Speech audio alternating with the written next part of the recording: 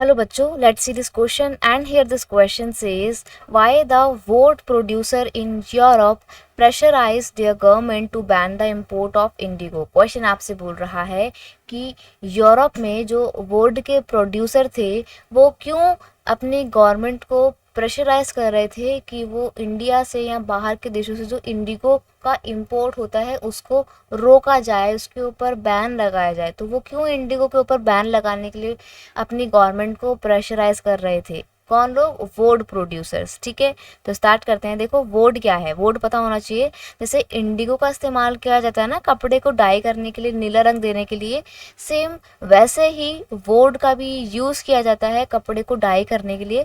लेकिन डिफरेंस क्या है कि इंडिगो से जब कपड़े को डाई किया करते जाता है तो कपड़ों में ना चमक बहुत अच्छी आती है, तो उसकी क्वालिटी बहुत अच्छी होती है। और वहीं वुड की बात करें तो इसकी क्वालिटी बहुत ज़्यादा अच्छी नहीं है, क्योंकि इसका जो कलर होता है वो डल सा होता है, तो कपड़े बहुत ज़्यादा अट्रैक्टिव नहीं लगते हैं वुड में। तो अब जो यूरोप है वहाँ पर तो इंडिगो ग्रो नहीं हो पाता था, क्योंकि इंडिगो जो है एक ट्रॉपिकल एरिया में ही ग्रो हो सकता है। ठीक है, और वहीं वुड की बात करें तो ये यूरोप जैसे जो ठंडे इलाके हैं वहाँ पर भी ग्रो किया जा सकता है, इसलिए यूरोप में ज़्यादातर लोग वुड को ही प्रोड्यूस करते थे। अब क्योंकि इंडिगो ज़्यादा अच्छा लगता था, दिखने में भी अच्छा होता था, क्वालिटी वाइज भी अच्छा था, तो यूरोप के लोग इंडिगो की डिमांड करते थे। ये बात वुड प्रोड्यूसर को अच्छी नहीं लगती थी, उनको लगता था कि जब हम लोग वुड प्रोड्यूस कर रहे हैं तो इंडिगो की डिमांड क्यों की जा रही है। अगर ऑप्शन में यूरोपियंस को इंडिगो और वुड दी जाए तो लोग इंडिगो ज़्यादा प्रीफर करते थे। तो यही कारण था कि यूरोपियंस जो थे, जो वुड प्रोड्यूस करते थे, वो गवर्नमेंट को प्रेशराइज करते थे कि आप इंडिगो को बैन करो और सिर्फ वुड को ही बिकवाओ पूरे यूरोप में। तो ये बहुत बड़ा कारण था, क्योंकि वुड फिर बिकता नहीं था अगर इंडिगो पे बैन नहीं लगाते तो। Europeans pressured their government to ban Indian indigo because it was expensive. पहली बात तो देखो, इंडिया का जो इंडिगो था वो बहुत एक्सपेंसिव में था, क्योंकि डिमांड में बहुत ज़्यादा होता था, सप्लाई कम होती थी तो बहुत महंगा बिकता था। And Europeans wanted to protect woad cultivators, और जो यूरोप के लोग थे वो वुड कल्टिवेटर्स को प्रोटेक्ट करना चाहते थे। ठीक है, Indian indigo was natural die. ये एक नेचुरल डाई होती थी जिसको हम ग्रो करते थे, खेतों में उगाते थे। It was use in the cloth and painting the industry. इसमें क्या होता था कि इसको कलर के पेंटिंग के लिए इस्तेमाल किया जाता था।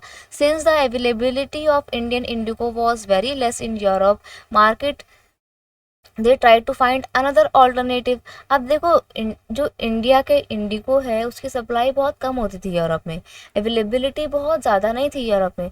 तो यूरोपियंस ने उसका एक सब्स्टिट्यूट ढूंढा, एक ऑल्टरनेट ढूंढा कि भाई इंडिगो नहीं मिलेगा तो हम किसका इस्तेमाल करेंगे, हम वुड का इस्तेमाल करेंगे। ठीक है, तो woad was such a plant that provide blue and violet colour in the dye. जैसे इंडिगो नीला कलर प्रोवाइड करता है कपड़े को, सेम वैसे ही वोड भी कपड़े को वॉयलेट कलर और ब्लू कलर प्रोवाइड करता है। वोड वर इजीली अवेलेबल इन यूरोप, और जो वोड है वो यूरोप में इजीली अवेलेबल भी है, क्योंकि ये टेम्परेट रीजन में भी ग्रो कर सकता है।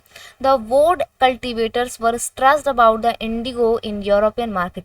तो जो वोड कल्टिवेटर्स है, जो वोड उगा रहे थे, उनको लगा कि अगर इंडिया के मार्केट में, सॉरी, यूरोप के मार्केट में इंडिया से इंडिगो आएगा तो ऐसे में हमारा वोड कौन खरीदेगा, नहीं खरीदेगा ना कोई भी।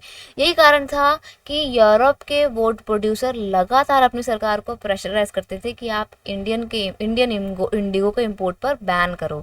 Despite the high price, the cloth industry prefer Indian Indigo. देखो मैंने आपको बताया कि इंडियन इंडिगो की अवेलेबिलिटी बहुत कम थी, अब थी तो बहुत महंगी थी, फिर भी इंडिया जो यूरोप के इंडस्ट्रियलिस्ट थे वो इंडियन इंडिगो को ही प्रीफर करते थे because of its rich blue colour, क्योंकि उसका कलर जो था ब्लू कलर का वो क्वालिटी वाइज बहुत अच्छा था और वो दिखने में भी बहुत अट्रैक्टिव था। In contrast the dye from woad was pale and dull. और वहीं दूसरी तरफ जो वुड की डाई होती थी उससे कपड़े में कलर कैसा आता था, पेल सा आता था, डल आता था, हल्का रंग आता था, तो ज़्यादा अट्रैक्टिव नहीं लगता था। यही कारण है कि लोग जो थे यूरोप के वो इंडिगो को प्रीफर करते थे, लेकिन इंडिगो बहुत महंगा होता था और वुड प्रोड्यूसर को लगता था कि अगर इंडिगो बिकेगा तो फिर हमारा वुड कौन खरीदेगा, हमारा प्रोडक्शन का क्या फ़ायदा होगा। इसीलिए वो लोग अपनी यूरोपियन गवर्नमेंट को प्रेशराइज करते थे कि आप इंडियन इंडिगो के इम्पोर्ट पर बैन लगाइए। Right, I hope you understood it well. Best of luck.